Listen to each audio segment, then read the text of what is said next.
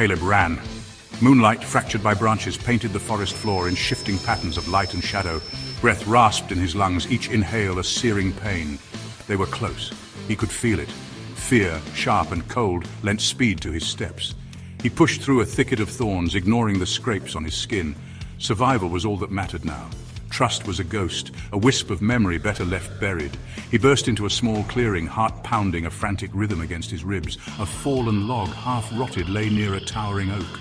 A memory stirred, a hiding place, a childhood secret. He had to gamble. Dropping to his knees, Caleb scrabbled at the base of the log, dirt flying. Beneath the decaying wood, a metal box, cold and damp, offered a sliver of hope. His fingers closed around it, pulling it free. Jillian's laughter echoed in his mind, a cruel counterpoint to the rustling leaves. It was a sound that once brought him joy, now twisted into a haunting reminder of what he had lost. The forest, with its serene beauty, seemed to mock him, each rustle of the leaves whispering secrets he wished he could forget. They had been so happy then, their laughter blending together as they explored the woods, young and carefree. Those days were filled with endless adventures, the kind that made you believe in forever. They had shared dreams, whispered under the canopy of trees, believing that nothing could ever come between them. Carmine, always the protector, had been there too, his hand resting lightly on Jillian's shoulder.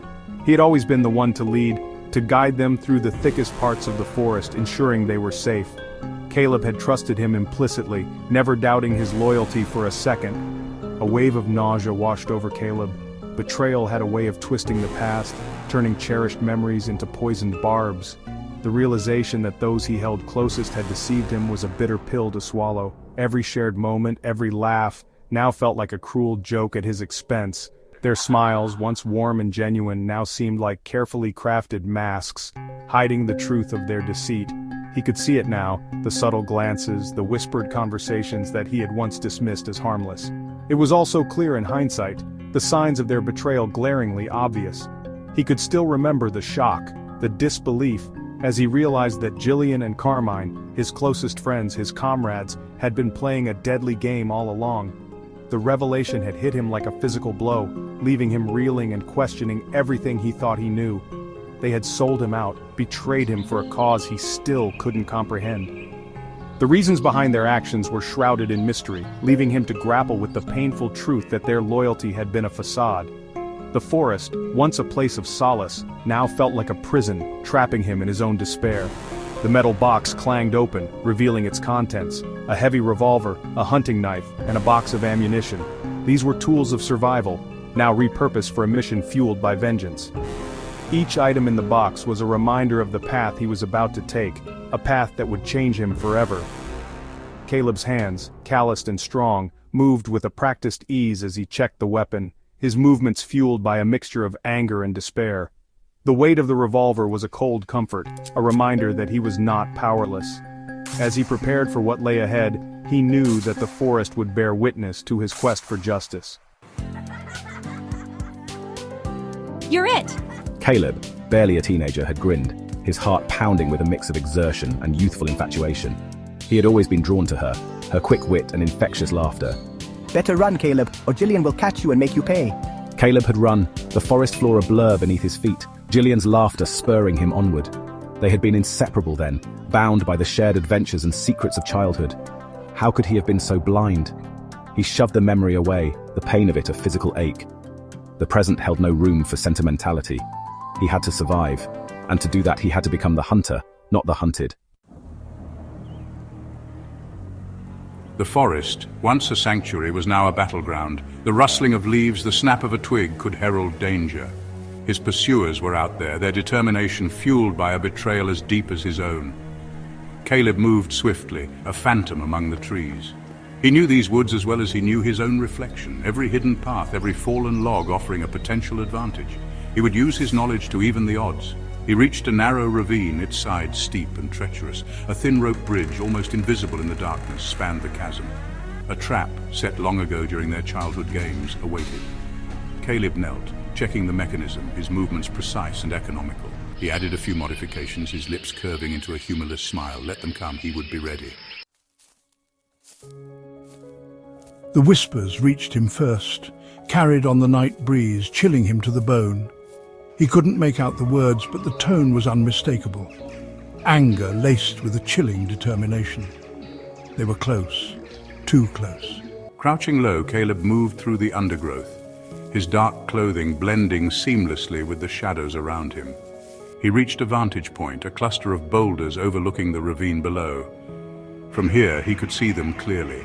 Jillian and Carmine. They stood on the opposite rim of the ravine, their faces illuminated by the pale moonlight. Jillian's expression was a mask of cold fury, while Carmine's usually stoic features were etched with a mixture of frustration and something else. Regret. Caleb's grip tightened on the revolver. No, he would not allow himself to be swayed by false hope. They had made their choice, and now he would make his own. The air hung heavy with unspoken words, the silence stretching taut between them like a wire about to snap. Caleb's finger rested lightly on the trigger, his gaze fixed on his former friends. You're really going to do this, Caleb? After everything we've been through together? We were a team, brothers in arms. Don't throw it all away. Caleb laughed, a harsh, humorless sound that echoed through the silent woods. Don't talk to me about loyalty, he spat, his words laced with venom. You two are the last people on Earth who have the right to use that word. He watched as the realization of his words sank in, their faces a mixture of guilt and defiance. He had expected anger, rage even, but this flicker of vulnerability, of regret, it unsettled him more than he cared to admit. The silence stretched, punctuated only by the distant hoot of an owl. The forest seemed to hold its breath as if it too were waiting for the inevitable clash. Jillian took a step forward, her face pale in the moonlight. Her heart pounded in her chest, each beat echoing the gravity of the moment. Caleb, please, she began, her voice barely a whisper. Let us explain. We never meant for things to turn out this way. Explain what? Caleb snarled, his finger tightening on the trigger. His eyes were wild, filled with a mix of rage and betrayal. How you could betray me so easily, how you could turn your back on everything we fought for, how you could sell me out to those... He choked on the words. The memory of his captivity, of the torture he had endured, still too raw, too visceral. The scars, both physical and emotional, were still fresh, a constant reminder of the price he had paid. It wasn't like that, Carmine interjected, his voice low and urgent. We had our reasons you might not understand right now.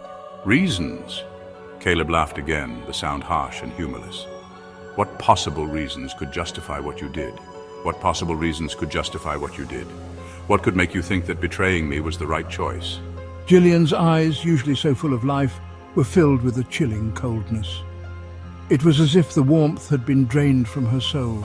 You were a liability, Caleb, she said, her voice devoid of emotion. You were putting the mission at risk. We had no choice. You were putting the mission at risk. Everything we worked for was on the line. The mission? Caleb felt a surge of anger, so intense it threatened to consume him. What mission? What could be so important that it justified betraying everything we stood for? What mission? What could be so important that it justified betraying everything we stood for? How could you throw away our trust, our bond for some mission?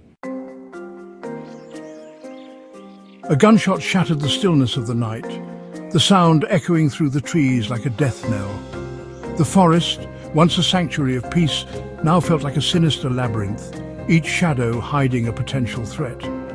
Caleb watched in stunned silence as Jillian crumpled to the ground, a crimson stain blooming on her white shirt. His mind raced, trying to process the horror unfolding before him, but time seemed to stand still. Carmine stood frozen, his face ashen, his gaze fixed on Jillian's fallen form. The weight of the moment pressed down on him, rendering him immobile, a statue of despair and disbelief. He looked up slowly, his eyes meeting Caleb's, a whirlwind of emotions swirling within them, shock, grief, and a chilling, cold-blooded determination. It was as if the world had narrowed down to just the two of them, their shared history and the present tragedy. You didn't give us a choice, Caleb? Carmine whispered, his voice hoarse with grief and something else, something dark and dangerous. The words hung in the air, heavy with unspoken accusations and a past filled with unresolved conflicts. He bent down, gently brushing a strand of hair away from Jillian's face, his touch agonizingly tender. The world around them seemed to fade, leaving just the two of them in a bubble of sorrow and regret. Caleb felt a surge of nausea, the metallic scent of blood heavy in the air. The reality of the situation hit him like a tidal wave, overwhelming his senses and leaving him gasping for breath. He had fired the shot, hadn't he? But as he stared at the smoking gun in his hand, a horrifying doubt crept into his mind. The certainty he once felt was now replaced by a gnawing uncertainty, a fear that perhaps he wasn't the one in control. Had he? Or had someone else, lurking in the shadows, taken advantage of the chaos, the raw emotions, to exact their own brand of justice? The night was filled with unanswered questions, each one more terrifying than the last. Make sure you subscribe for the excited conclusion to this story.